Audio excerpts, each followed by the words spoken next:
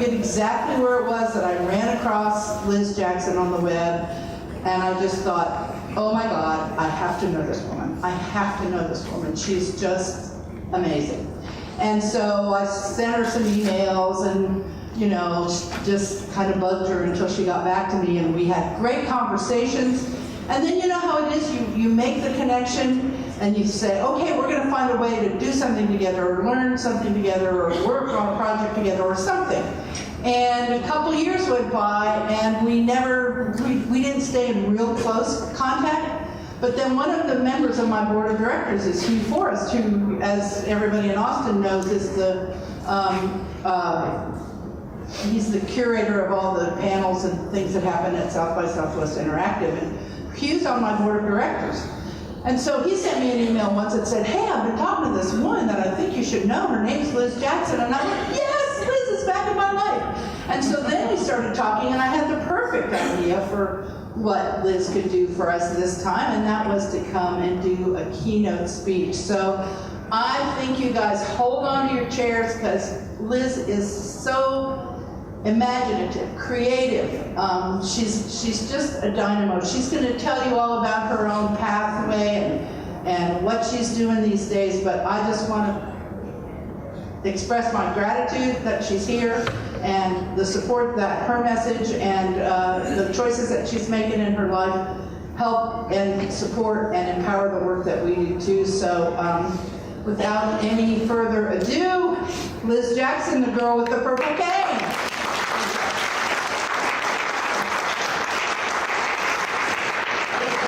Thank you, Sharon, for the warm intro. It's definitely an honor to be here, and I thank all of you for taking the time to listen to me sort of proselytize my ideas, which is what I like to do. So, I don't know when it started, but at some point, I started calling the summer of 2017 the summer of two adapts. On the one hand, you had my disabled peers at National Adapt protesting and chanting, posting die-ins day in and day out on Capitol Hill, in the halls of Senate, in congressional offices all over the United States, fighting for basic health care rights. For disabled people, it's a matter of life and death. But I fundamentally believe it's the people of ADAPT that saved the Affordable Care Act for everyone last summer. At the same time, you had 3 global brands debuting what they were calling adaptive clothing lines. I find the whole premise of adaptive to be a bit conflicted. They're adapting they're adapting normal clothes for not normal people, but they're selling them in separate adaptive sections, but they're saying that everybody can wear them. So it's like they're telling us, be like us, over there. So anyway, one of those 3 global brands decided that they were going to make a t-shirt that made a statement. And I thought it would be interesting if they pulled from the disability culture, perhaps using a slogan from one of the National Adapt protest signs, such as, our existence is resistance. Sorry. Or nothing about us without us. I thought something bland but effective could also work, so just go get them. But in all the slogans and all the statements in all the world that they could have made, they chose, be thankful. Which, of course, if you think about it, because from what I've been able to glean, not one of these 3 global brands consulted, paid, or credited a single disabled person in the creation of their adaptive line. So, thank you. Anyway, so I decided to ask my friend Greg Baratan. This is Greg, middle-aged white guy getting dragged away by 2 police officers, because that's what he does. I decided to ask Greg if National Adapt was the first ever disability self-advocacy group. By self-advocacy, I basically mean for us and by us. And what Greg said was, in addition to DIA, People First, and NFB, there were a bunch of local disability-led community coalitions that popped up in the early 70s, led by people who had escaped institutions. Adapt's own Gang of 19 started this way. Escaped institutions, which is funny. Not ha-ha funny, but like the not funny kind of funny. because this is how one of those 3 global brands decided to market their adaptive line. The special needs community is no longer an institutional community. They're out living among us. They follow trends from music to social media to fashion. They want and deserve to dress like everyone else in their age group, and now they can do it themselves. If I can get the clicker to work. There we go. So, not thrilled. It is this disconnect between the work that disability advocates and scholars are doing to create a disability culture and those who profit off of reinforcing our stigmas. This is what I torture myself trying to reconcile through design every single day. Don't get me wrong. There's a huge part of me that wants to rage at these brands. It's really painful to feel so unseen. But when I look back at my own journey, I can't help but relate. A little background on me.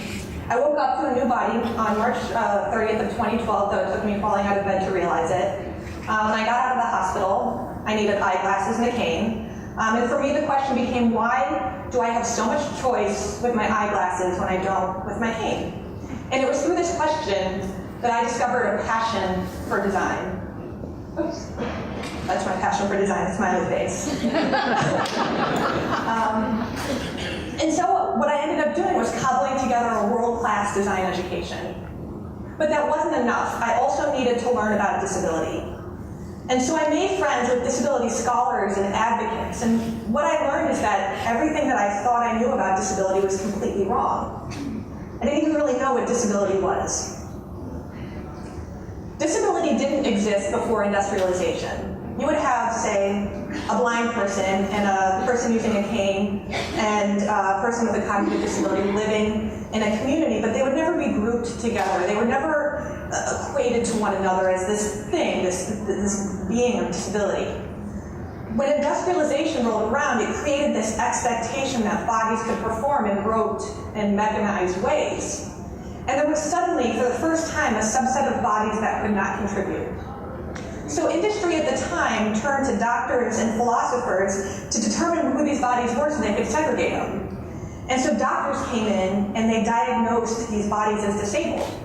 Those bodies were then segregated and institutionalized, and they needed a means of survival, and thus the adoption of charity for disability. We now live in a post-industrialized era. 11% of our college population is disabled.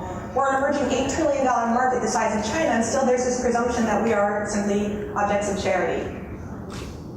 Industrialization created the medical model of disability, which states we are disabled by our bodies. I ascribe to the social model, which states we're disabled not by our body, but by the world around us.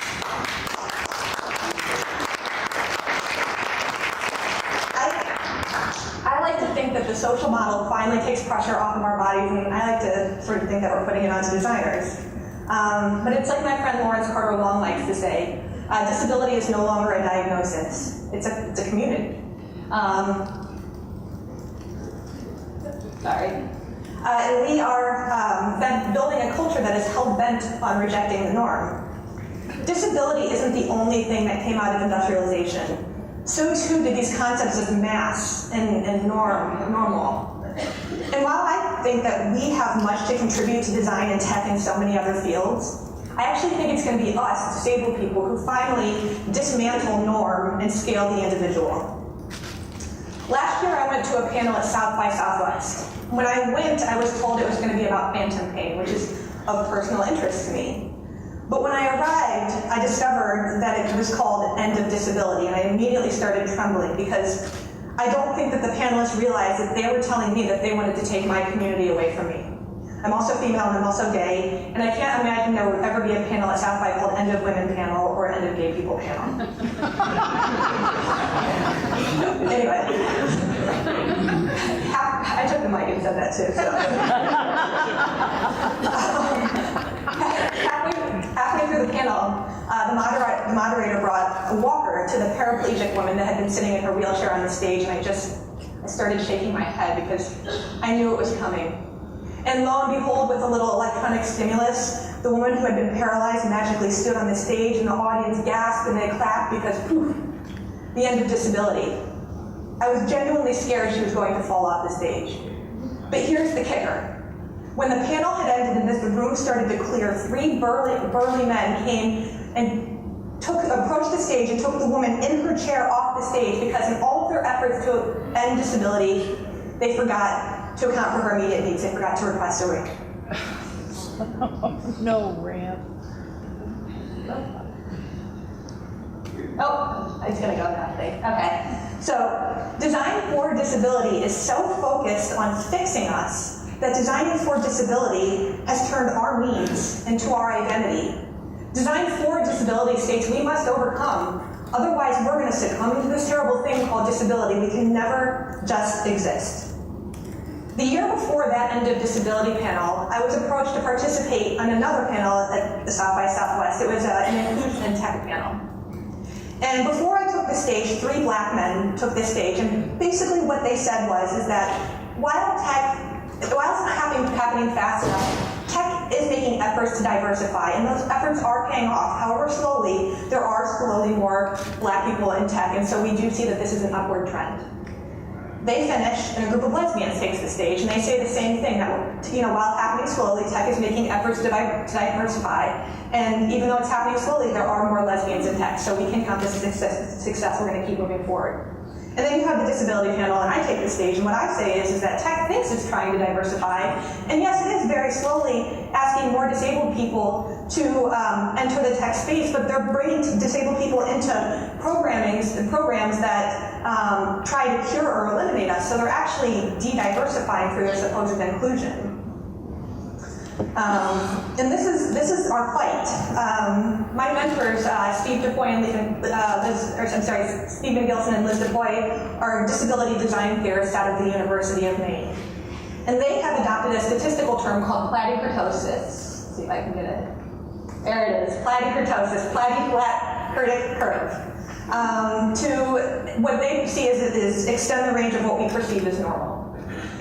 So you have your bell curve, right? You have super ability on one side, you have disability on the other, you've got normal in the middle. What platykurtosis does is it takes the 2 ends of the bell curve and it pulls it. And when you pull the 2 ends of the curve, what that does is it extends the range of normal. But because you've pulled the 2 ends, what that also does is it decreases the height of the curve. And what that does is it decreases the amount that we feel pain when we deviate from the norm. So what happens is you have people who believe in equality, and they come along and they say, that's fantastic, let's pull the curve all the way, let's have a flat curve. But when you have a flat curve, there's no room for identity anywhere on it. What you want is you want a perfectly platykurtic curve, an extension range of normal to make sure that none of us feel pain when we deviate from the norm. And I believe this is why disability culture is so important. Because culture is what allows us to finally realize and celebrate our identities. See if I can get it, sorry. One of my favorite investigative pieces ever came out in 2016, and it was called How Subarus Became the Car for Lesbians.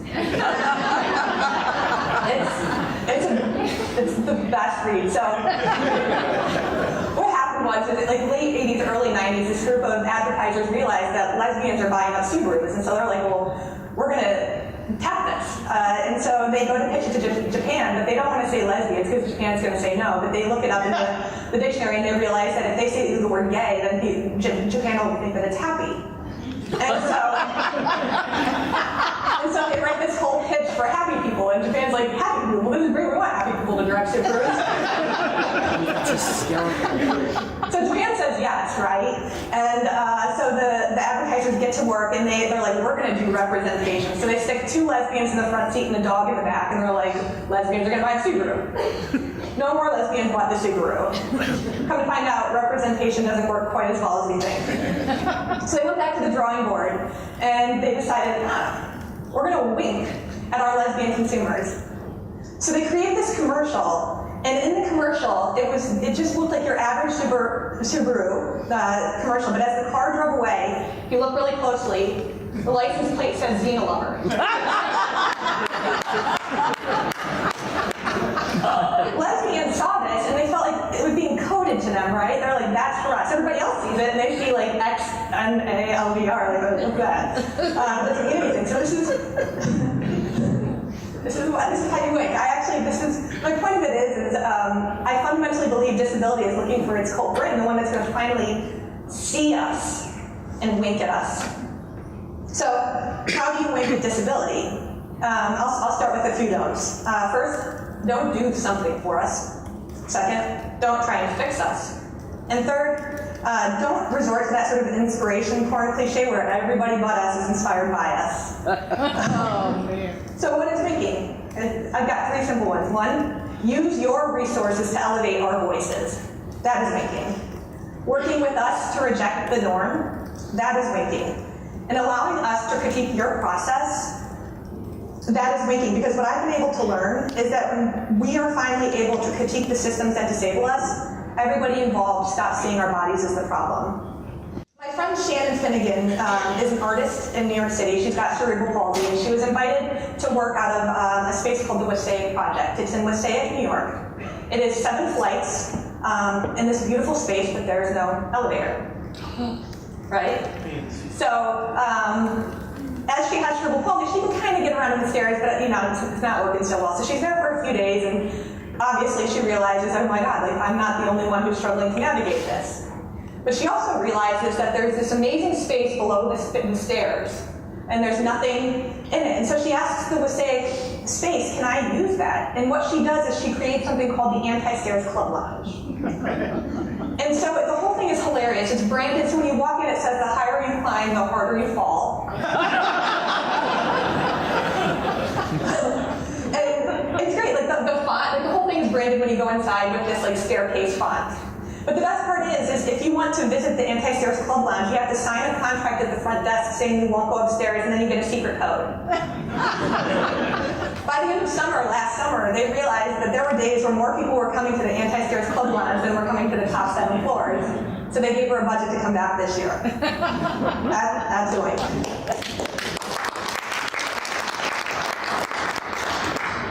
Baseball. So I have this dream in life that I'm going to do something sort of so ostensibly bold and prophetic that I'm going to be given the right to do a Bautista bat flip with my cane. Some of you in here I know will know what that means, and many of you will not, hence the term insider baseball. A wink, right? I discovered a profound love of baseball in the summer of 2012. I became a diehard Yankees fan as I adjusted to my new body. And now that I look back on it, I realize it's not just design that formed my disability thinking, it's also sport. I remember watching a Yankees game where Al Leiter and Michael Kay, they're New York City's most obnoxious commentators, were groaning on about how ugly the pitcher's padded cap was. So the pitcher's padded cap was created to prevent concussion in pitchers. And I get it. It looks like a donut. But I couldn't help but think to myself that as they were going on and on about how they wouldn't wear it, the pitcher will never stop standing across the mound from a catcher with a cage over his face. It's a stigma. It never makes any sense. Anyway, I was thinking about this, and they were griping about aesthetic. And literally, as this conversation was happening, Chris Archer, the pitcher for the Tampa Bay Rays, got nailed by a line drive. Baseball was originally a sport that was played only with 2 instruments, a bat and a ball. That is until the early 1900s when there was an outfielder who caught a ball with his bare hand. And he broke his hand. But he wanted to go out the next week and play, but he didn't want his teammates to make fun of him. So he went out to the barn and he found a piece of beautifully tan leather that he wrapped his hand in so that he could go and catch. And I now realize that the aesthetic of the game that I love so much was created by the first person to ever wear a mitt. If I can get the mitt.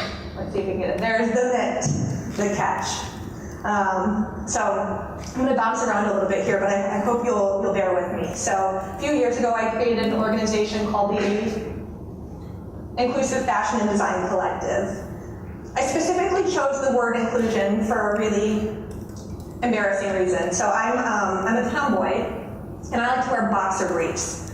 They're so much better than women's underwear. They don't give you wedgie. They come in really good colors. But the men's are too big for me. And so I have to order boys' sizes. So around the time that I was trying to come up with the name for my organization, I go on Amazon and I order some boys' boxer briefs. And I get the confirmation email, and it says, "Congratulations, your big boy undies are on its way."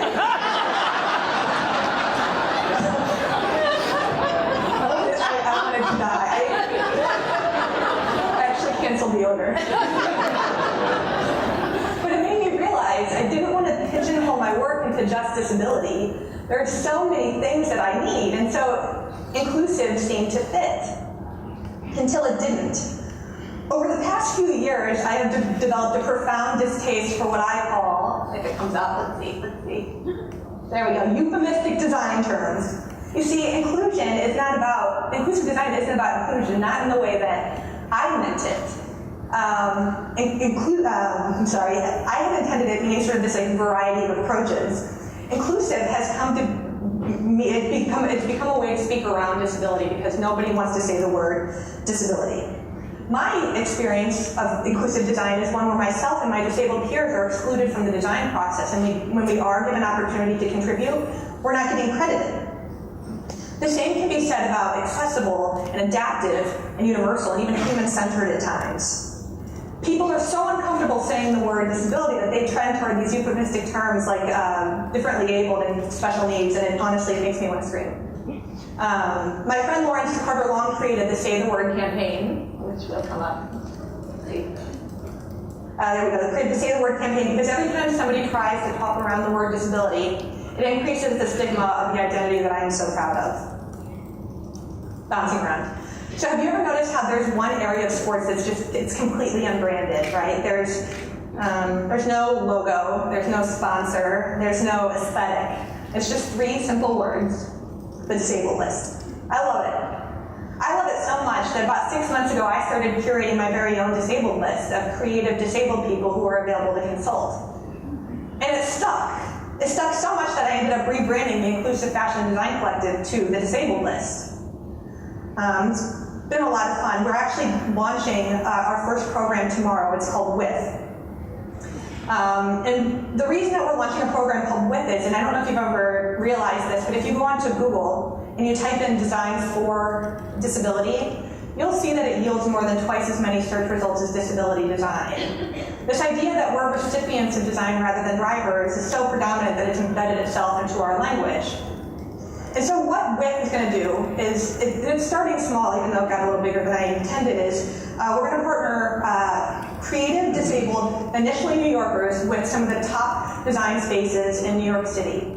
And what it's going to allow us to do is it's going to give us the reach and the resources to do the disabled creative work that we so want to do, but it's also going to start to enter us into these conversations that are happening in design spaces. And what I've started to realize is that when you design with us, then accessibility is automatically factored into whatever the work is. It doesn't, the conversation is about accessibility. And so for me, what I'm trying to do is foster this conversation about designing with rather than designing for.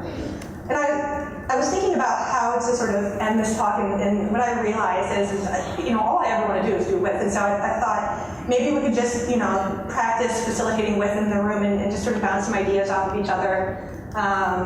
And kind of, I'd love to get your ideas, because I see this all as a collaboration. So if anybody has any questions, feel free to speak up. You can start sharing. Well, I think with is a great word. And I was wondering about the disability list, and I'm glad that you told us about it. Yeah. So what do you want from us now? Ideas about how to do it? No, I don't know how to do it. I want feedback. I want questions. And I think this is one of the things that I've actually encountered in my work. Well, we'd like to do it with you. Questions. So what have you encountered in your work? I'm gonna let you ask the question. I'm not sure it'll come up. Just to start. Yeah, just to start.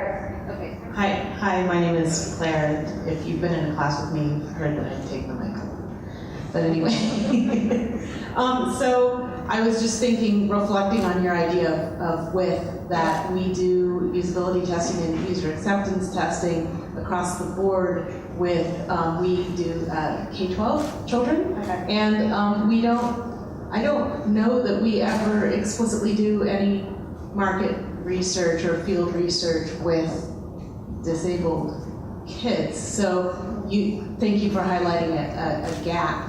Although we try to design for them, the answer in many design situations is ask your user. Yeah. And there's a big blank space for us where we haven't taken that last step. Yeah. Do you guys know the story of OXO at all? Yes. So OXO kitchen products, I don't know if you're aware, they're these sort of bulky, they have like this like rubbery black handle, red logo. So if you go on the OXO website, there's a story that Sam Farber saw that his wife was having a hard time peeling a carrot, and so he decided he was going to make a peeler that was easier for her to use. So that's the story on the OXO website. That's how it's been distributed. It's sort of this universal example of universal design. The woman that designed my purple cane, she was the woman that had come up with the red logo for OXO. And so she actually introduced me to Tucker Biermeister, who is the inventor of Good Grips, which is the grip for OXO. And so one day I said, Tucker, will you tell me about Betsy Farber, Sam Farber's wife? And Tucker's like, oh yeah, he's like, she was a designer, she was around all the time. And I was like, what? Like, I had no idea. And I was thinking about it. I'm like, there's no way a designer would just let her husband like do this thing for her. So I call her and I say, Betsy, did Sam design these for you? And she said, I'm going to go down in history as being Sam's poor crippled wife when it was actually my idea. So, you know, there is this thing where like we oftentimes turn to disabled people, even if it's just for insights. And that idea of turning to a disabled person for an insight then kind of renders their contribution valueless. And so I actually do wonder, is it possible to design for something you don't know? Like, you need to understand the thing you're doing. You can't do that without the person. And so that's sort of kind of part of WIT. Hi, I am enjoying hearing you talk. You know, I think the people in the room feel that you're very cutting edge and the things that you say are very new and exciting. But you are the real voice of people with disability. And what I think in situations like this, where I have a job where I'm trying to get a corporation so that they use it, so they're accessible, right? Yeah. And all these people in the room are trying to do pretty much the same thing. Yeah. And we have people come in that have disabilities that test what we're doing. Yeah. But we really don't know the person that has a disability. And so right now I'm taking a disability study, getting my master's in disability studies. Yeah. And the things that you're saying are the things that I'm learning, that there's a history behind disabilities, that people just didn't pop up. I mean, there has been, since the first cave person who couldn't quote unquote keep up with the rest of the cave people, then that was something, you know, they had to consider that. What are we going to do? How is this going to be a part of our society? So I don't think anyone in this room really appreciates that all the things that you said, nothing about us, without us, I'm going to be self-determining, I have a voice, this is me, don't test around me, and I think really get to know me, you know, get to know my history, get to know all these things, and then the things you are saying don't seem so radical and new, because this is the life you're living, and this is the life of people with disabilities that I think a lot of us don't even know about. Yeah, I like that you used the word radical. And I was talking about this last night. I see, especially with National Adapt, you have what is essentially a group of people who are perceived as radical for taking steps to get what they perceive as their needs met. And they do it in such a way that they do finally get their needs met. So you could use National Adapt in the bus list, for example. So they were the ones that got the bus list on buses, and that was eventually written to the ADA. And it is their radical approach that allowed that to happen, and they are the ones that are empowered and they know their needs best. But what happens is once they accomplish their goal, they essentially write themselves out of it. And so when you look at the ADA, what it is just it's ink and paper, right? It's not the people that advocated for it don't have anything to do with the process of it moving forward. And so there is this interesting kind of path of disabled people advocating for the things that they're writing themselves out of all the time. And so for me, it's how do you create a more sustainable future where the things that we're working toward, that's not the end of the conversation for us. You know, it's fascinating. I've learned more about disability over this past year than I have my whole life. Now, saying that, I'm over 40, and I've been blind since birth, so I should know a lot about this topic. And it wasn't until I took the PACC exam through IAP that I really learned as much as I did about the different models of disability and the histories of disability and stuff beyond my world of blindness and NFB and that sort of thing, what I think is a real huge challenge now, and I don't know how we go about accomplishing it though, is figuring out how to move disabilities as a whole, in the perception of disability from a class of people that create problems for us, meaning for those that are, quote, not disabled, to a group of folks worth empowering and including.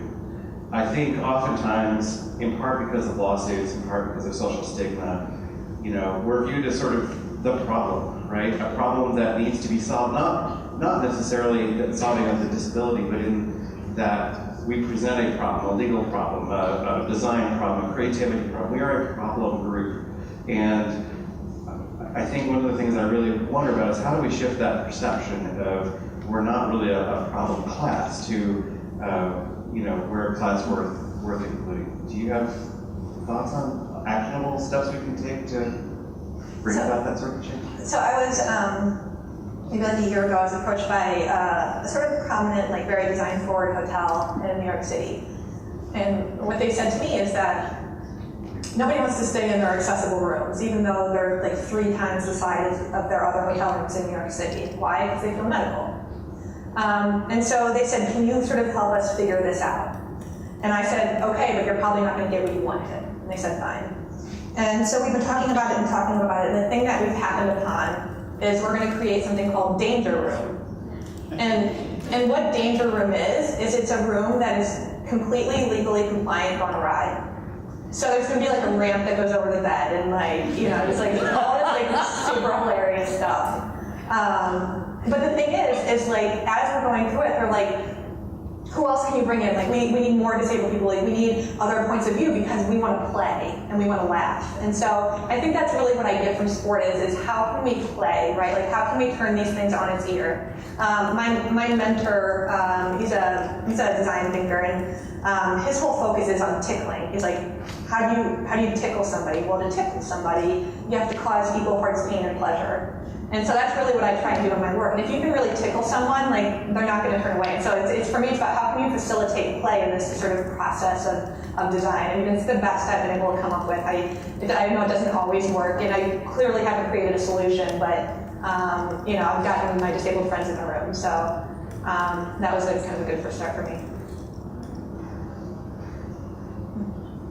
I have been called a rabid disability rights activist in the past. 27 times, right? Yes, that's right. So what I would like to hear from you is your thoughts about how do we pass this message of inclusion to people that are in the room so they have a tool to go back and spread that word. So grow the seed in our environment that is outside of us, given that the majority of the people in the room are not people with disabilities, so they can't do this nothing about us without us because they're a third party, if you will. Yeah.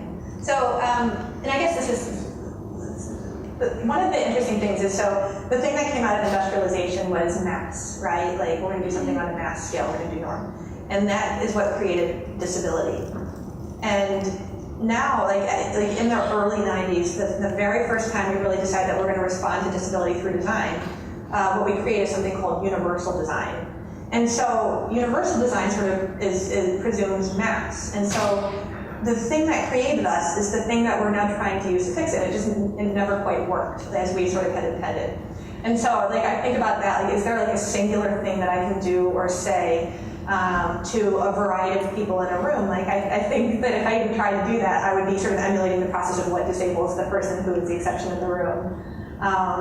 And so it's difficult. I think for me, the thing that I can best do is express a deepest joy and delight and love for the work that I do in this space, and a desire when I interact with another person to catch them off guard and make them laugh and ultimately make them commit. And so I think that instead of really having a message, I want you to feel a certain despite all the frustrations and everything, I want you to feel a certain sense of joy about this, because there's so much opportunity in this space. And the reason there's opportunity is because, we're the first ones to think about it. And I think that's delightful. I love the way that you talk about people with disabilities are the first, the original life hackers. And I wonder what you think about this idea that ability and disability occurs on a spectrum. So to say disabled or not disabled doesn't always work, right? Because you acquire disabilities in different ways. You did. Yeah. People do when they age. Yeah. So how do you, and Nick just said, oh, well, people aren't, most of the people in the room aren't disabled. Well, you don't always know, right? Yeah. Because they're not visible. And so how do you, I appreciate the fact that you said that the term disabled is an important one to own but what do you do about that continuum? Yeah, I see less than sort of disability being a physical manifestation of some impairment. I see disability as an identity and something to sort of take ownership of. And within that greater identity, I do talk a lot about this idea that disabled people are the original life hackers. So what do I mean?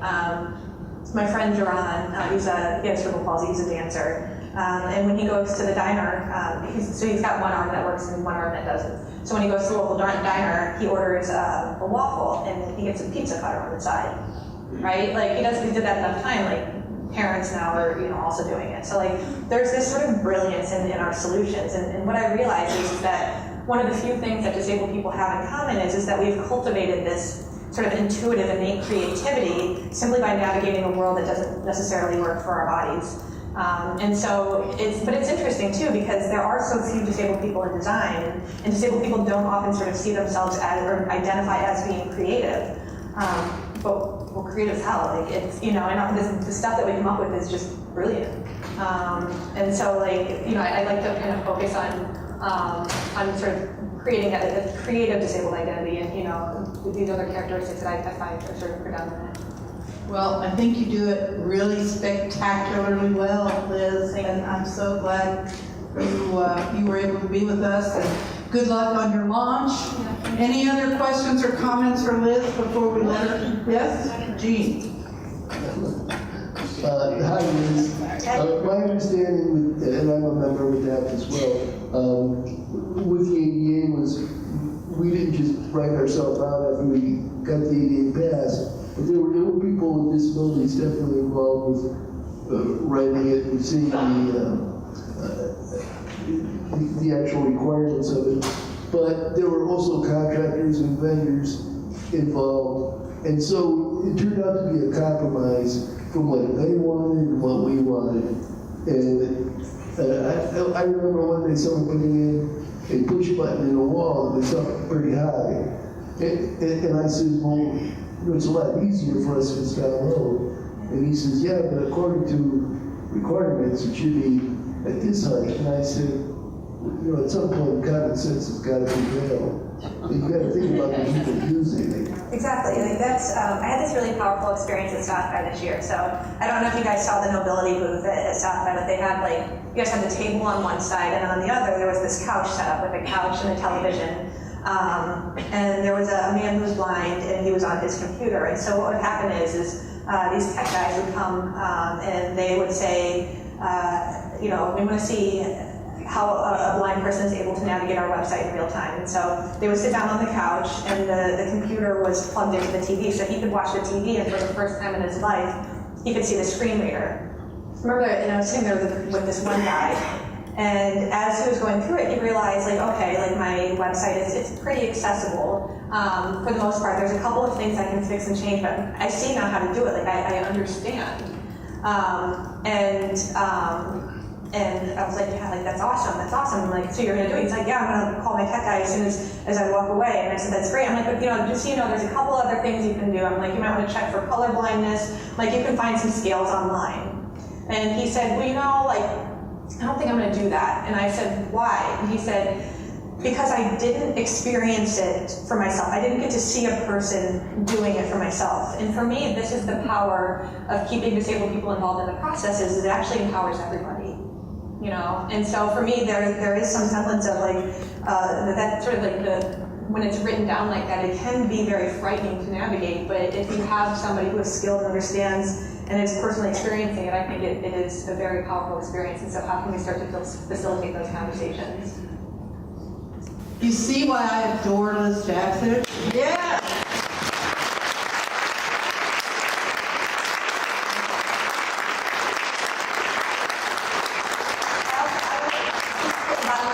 Thank Sharon and Jillian and everybody at Knowbility. It's such an honor to be here in the room with you guys. I had a privilege getting to know the few that I got to know, and hopefully we all get to speak one day. Thank you.